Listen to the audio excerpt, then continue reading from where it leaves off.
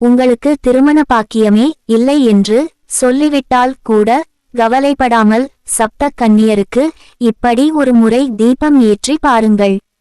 உங்கள் வீட்டில் விரைவில் மேள சத்தம் கேட்கும் என்பதில் துளியும் சந்தேகமில்லை.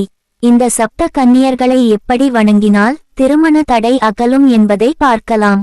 முதலில் சப்த கன்னியர் இருக்கும் கோவிலுக்கு சென்று அங்கு 7 தேங்காய் வாங்கிக் கொள்ள வேண்டும்.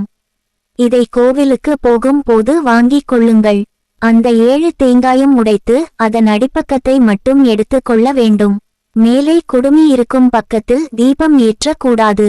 தேங்காயின் அடி பக்கத்தில் இலுப்பை எண்ணெய் ஊற்றி சிகப்பு நூல் திரி போட்டு 7 தீபம் ஏற்ற வேண்டும். 7 தீபம் என்பது ஒவ்வொரு கன்னியருக்கும் ஒவ்வொரு தீபம். சப்த கன்னியர்களுக்கு தீபம் ஏற்றி அவர்களின் முன் மண்டியிட்டு உங்களின் எந்த காரணத்திற்காக திருமணம் தடைப்பட்டு கொண்டிருக்கிறது அதை சொல்லி அந்த தடை அகல வேண்டும் என்று வேண்டிக் கொள்ளுங்கள்.